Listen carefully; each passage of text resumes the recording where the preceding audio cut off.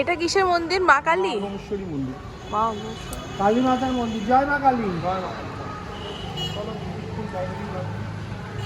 আগমেশ্বরী ইতিহাস থেকে জানে, এই আমাদের ছবি তুলে দাও। আগমেশ্বরী ইতিহাস থেকে জানে। আগমেশ্বরী হলো প্রথম যে কালী থেকে তন্ত্র পুজো হতো ছিল না, তো আগমেশ্বরী ইনি হলেন যে অদ্বৈতাচার্যের জামাই, এদের বাড়ি, ঠিক আছে। তো প্রথম কালীকে কৃষ্ণানন্দ আগমবাগী। কৃষ্ণ আগমবাগী, এক্স্যাক্টলি। উনি তন্ত্র থেকে বাইরে কালী রূপ তৈরি করলেন। কালীকে কি করে রূপ, কি করবে জানে না, কালী রূপটা কিরকম। আরে গাড়িতে বসবেন, অন্য গাড়ি হবে না, আমি বলে দেবো। তুমি বলো না, তুমি বলো। এবার তখন এটা গাড়ি মানে কালী রূপ তো জানে না, তখন বলেছিল যে সকাল মা কালী স্বপ্ন দিয়েছিল যে সকালবেলা উঠে যে মহিলাকে তুমি দেখবে সেই রূপেই পুজো করবে। দিয়ে ও সকালবেলা উঠে ঘাটে যাচ্ছে, তখন দেখছে যে একজন মহিলা তার গায়ে কোনো কাপড়টা এলোথেলো করে চাপানো, সে ঘুঁটে দিচ্ছে।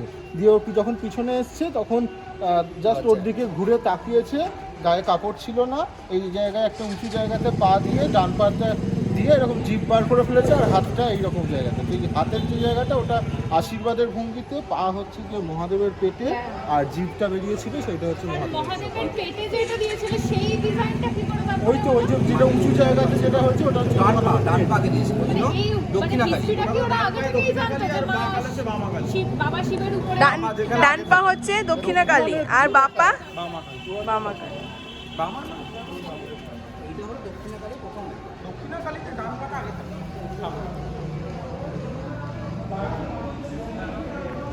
আমরা পাশের সময় নাট মন্দিরে যেতে হয় না, করে দেবো? না তাই আছে, আমরা এদিক দিয়ে ঢুকেছিলাম আগে বন্ধ। এই যে দরজা খুলে আসতে হবে।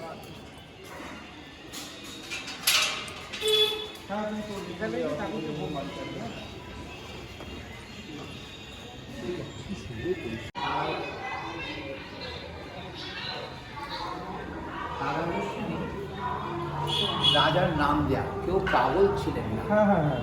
কারণ এখানে কি হয়েছিল, যখন কৃষ্ণচন্দ্র মহারাজ আসেন তখন আমাদের এই যে রাস্তাটা দিয়ে আপনারা দেখছেন, এই রাস্তায় ছিল আমাদের পুরনো সাবেক আমাদের লোহার যে রাজবাড়ি যেমন থাকে, এই জায়গাগুলো সবই আমাদের বিরাট বড় বাড়ি। কিন্তু কালের কবলে পড়ে সবই আস্তে আস্তে তো ছোট হয়ে যায়। এখনকার সে 91টি পরিবার একসঙ্গে থাকলো, অর্থ থাকলেও না, আবার না থাকলেও হয় না। যখন ঢুকছেন উনি এসে এই মন্দির দর্শন এসছেন যে পাগলা বাড়ির দুটো ঠাকুর, কৃষ্ণ রায় আর কেশব রায়, দুই ভাই। এটা আমি একটুখানি পিছিয়ে গিয়ে বলে দিচ্ছি যে আমাদের এই বংশ হচ্ছে অদ্বৈত মহাপ্রভুর চতুর্থ সন্তান বলরামের ছেলের বংশ। তার দশম পুত্র প্রমোদানন্দ গোস্বামী সবাই সাধক, প্রত্যেকেই সাধক ছিলেন, প্রত্যেক ছেলেরা। তো তিনি তখন এই পাগলা গোস্বামী পাড়াতে তাকে অধিষ্ঠান করলেন তার পিতা বলরাম গোস্বামী। শান্তিপুরটা বিরাট একটা জোট ছিল, সেই জোট উনি 4 ছেলেকে ভাগ করে দিলেন। আর তোমরা কিনে থাকবে নারায়ণ পুজো, অর্থাৎ বিষ্ণু অবতারিত কৃষ্ণ রামচন্দ্র সব অবতার হয়েছে, নীল কুম্ভ। তখন এইখানে পাগলা গোস্বামী বাড়ি তৈরি হলো। তখন কিন্তু পাগলা গোস্বামী বাড়ির নাম হয়নি, তখন বলরামের ছিল প্রমোদানন্দের এই বাড়িটা। ওটা হচ্ছে গিয়ে তোমার রাঘবেন্দ্র বড় গোস্বামী, এরকম সব নাম হয়েছিল। কিন্তু তখন ওই রাজা যখন দর্শন করছিলেন, এসে গেটটা খুলেই দেখলেন যে রাস মন্দিরটা সামনে রয়েছে। এ কি, এরা পাগল বলে রাস মন্দিরের খাটালকে বিজোড় করে রেখেছে। খাটালকে বিজোড় করে রেখেছে মানে বড় দিন খাটালকে বিজোড় করে রেখেছে মানে এটা কটা খাটাল? তিনটে খাটাল। কেন 3টে খাটাল? একজনই কৃষ্ণ আছে, দুদিকে দুপাশে দুটো আছে। তাহলে একটা যদি ছাত্র হতো তাহলে কি হতো, দুপাশে দুটো খাটাল ফাঁকা, একটা খাটাল ঠাকুর বসতে। কিন্তু তা নয়, মন্দিরটা ওই যে রাস মন্দিরটা 4টে খাটাল। কেন 4টে খাটাল? একসঙ্গে আমাদের রাস পুজো একসঙ্গে একেবারে ঠাকুর তো 2 খাটালে 2জন বসে, আর দুপাশে 2টো খাটাল আছে। তা উনি প্রথমে বক্তব্য করেছিলেন এরা আউলিয়া, সবসময় এরা হরিনাম গান করে, হরিনাম নিয়ে থাকে, সবসময় না ঠাকুর স্মরণ করছে, ঠাকুর সেবা, সব ঠিক আছে, কিন্তু এরা একদম মানে আউলিয়া, দিন রাত ঠাকুর প্রেম করে বেড়ায়। প্রধানন্দ গোস্বামী, সেই নাম হলো আউলিয়া গোস্বামী। আউলিয়া শব্দের অর্থ কি? পরে এই ভাষাটা এসে গেল পরিভাষা পাগল। পাগল, হ্যাঁ। কারণ তুমি জানো নিশ্চয়ই হ্যাঁ, যে আউলিয়া রাস্তায় থেকে ঘুরে ঘুরে যারা আউলিয়া। সে তার এই একতারা নিয়ে একতারা নিয়ে। ভিক্ষে করে যে সমস্ত দল কোনো বনে জঙ্গলে আম গাছতলায় বা কোনো বট গাছতলায় ছায়াতে বসে গান করলো, সেখানেই যা পেলে তারা খেলো, সেখানে রাত হয়ে গেলে সেখানেই তারা থাকলো, আবার তারপরে চলে গেল। এরা ঠিক এই পর্যায়ের লোক, সেই কারণে যাই হোক এইটুকুন আমি বললাম। আচ্ছা আচ্ছা, হ্যাঁ, কোথেকে খুবই আসছে? ভালো।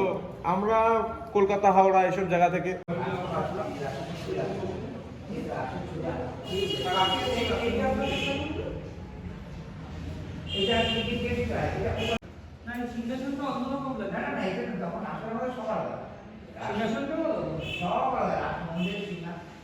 বসবেন একটা না ঠাকুর, এই ঠাকুরই তো এইটা তো এনাদের দুই ভাই দুই ঠাকুর তো, উমাদানদের দুই নাতির সঙ্গে দুই ঠাকুর, এই একটা কৃষ্ণরায় একটা কেশরায়, তা ঠাকুর আলাদা হচ্ছে না। এই ঠাকুর এখন কোথায় আছে? তারা এই ঠাকুর ওই মন্দিরে তো। ওই মন্দিরে, ওই মন্দিরে। ঠাকুরটা আলাদা বলছে। হ্যাঁ আচ্ছা, ঠাকুর ওই তো জন্য বিজোড় দেখাচ্ছে আমার এখানে আছে, তাই বুঝতে পারবে। না কিন্তু রাসের সময় যখন এসেছিলাম এই এই একদম না, ফাটাফাটি হয়ে যাবে আমার বরকে হাত দিলে, মারামারি হয়ে যাবে। ছোট গোস্বামী বাড়ি। এই এটা তো ছোট না, এটা তো মধ্য। তুমি নামটা চেঞ্জ করে দাও এখানে।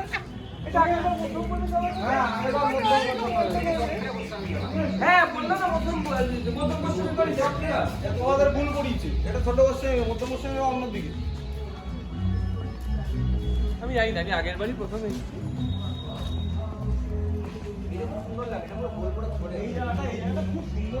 আমি সারা ঘোড়াটা দেখতে, আমি ঘোড়াটা দেখতে পেলাম। নোংরা পড়ে যাবে তো, জন্য এইটা রাসমঞ্চ, এটা রাসমঞ্চ সাজায়। এটা রাধা ওই যে যাও।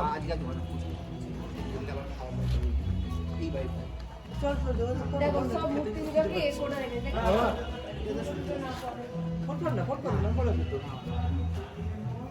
এদের বাড়িতে হয়। মন্দির বন্ধ হয়ে গেছে।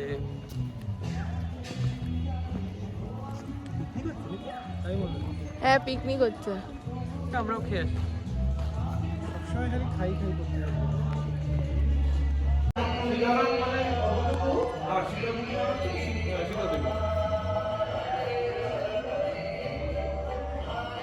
এইটা ওই না ওইখানে আছে তাহলে আর কি এই তো সবার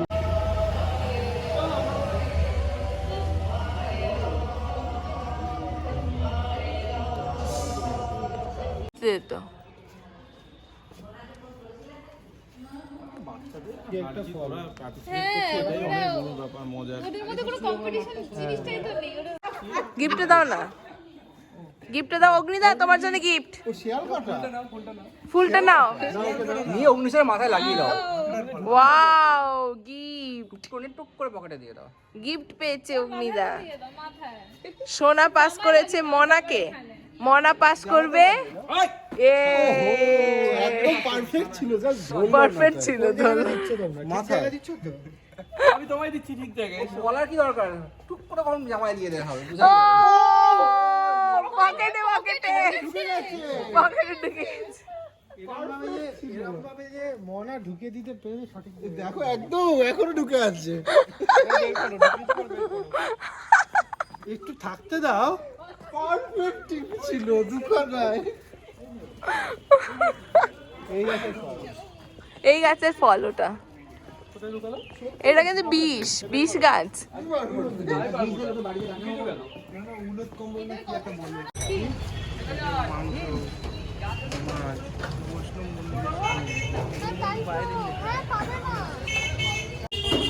পল্লবীর ফোন রেখে আছে তো, তুমি ওটা ফোন খেলো। শেষ হয়ে গেছে তো প্রায়। জলের বোতল, আলু খাবো। আলু গাছ জল। শেষ করে দিয়েছে মানে আলু সব কিছু রাখেনি থাকা। মূর্তি দেখা যাচ্ছে? বন্ধ করে দিয়েছে তো। ও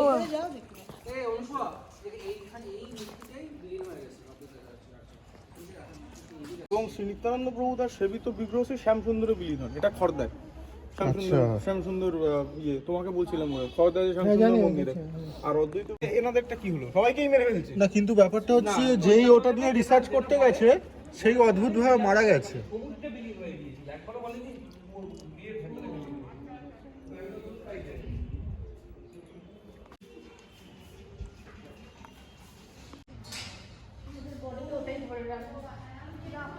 কিন্তু তুমি যেটা বললে এই মহাপ্রভু দিলীপ হওয়া নিয়ে যারা রিসার্চ করেছে তাদের এগেইনস্টে কোনো ইয়ে বের করতে পারে না, তারা কিন্তু সবাই অদ্ভুতভাবে মারাও গেছে। তারা রিসার্চ সবাই মারা যায়। তিনটে মুখে শোনা হ্যাঁ হ্যাঁ চোখটা জল জল করে উঠতে শোনা শুনে একটু করে মুকুট বলিনি মুকুট মুকুট ঠাকুরের মুকুটগুলো অদ্ভুত সুন্দর মূর্তি, খুব সুন্দর।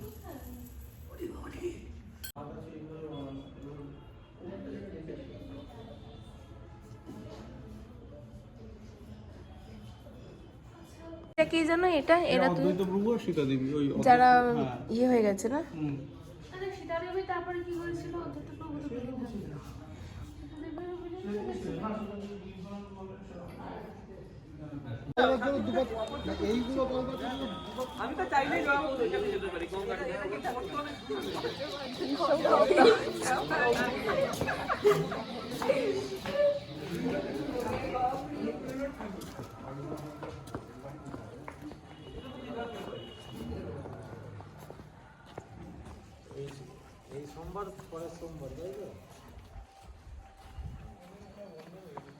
ঠাকুর নেই তো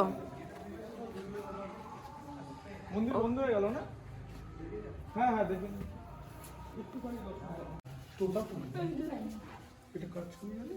এখানে হিস্ট্রি লেখা যেত কোথাও? ইনি বিজয় কৃষ্ণ গোস্বামী তাই তো? বিজয় কৃষ্ণ গোস্বামী। আচ্ছা আচ্ছা আচ্ছা। কোনটা? ছবিটা খুব চেনে যাবে না।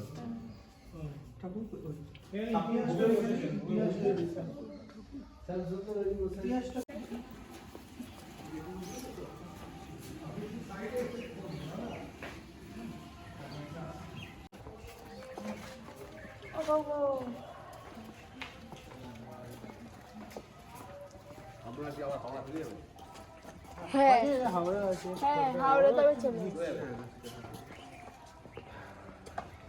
এটা কি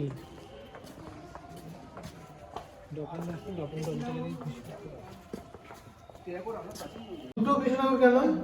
দুটো কৃষ্ণ না, কৃষ্ণ বলো না। না সরি, এটা বললাম না, এটা অন্য ইয়ে রাধা। দুটো কৃষ্ণ আছে ওরকম থাকে। একটা আদি মূর্তি বললো একটা পরে কোনটা আদি? কালোটা?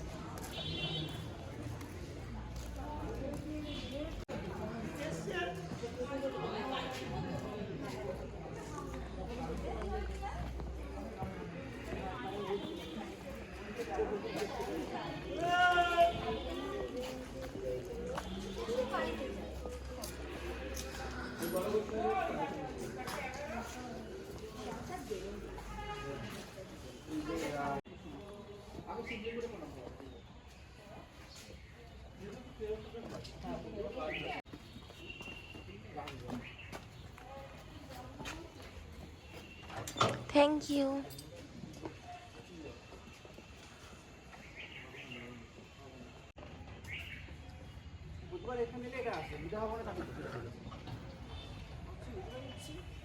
গীতা প্যালেস কোথায়? এটা এখানে একটা গ্রুপ সবার আগের বার আমার এই মন্দিরে ছবি নেই। এখানে শোনো না, হ্যাঁ এই উত্তম করে মন্দিরে বসতে পারো তুমি না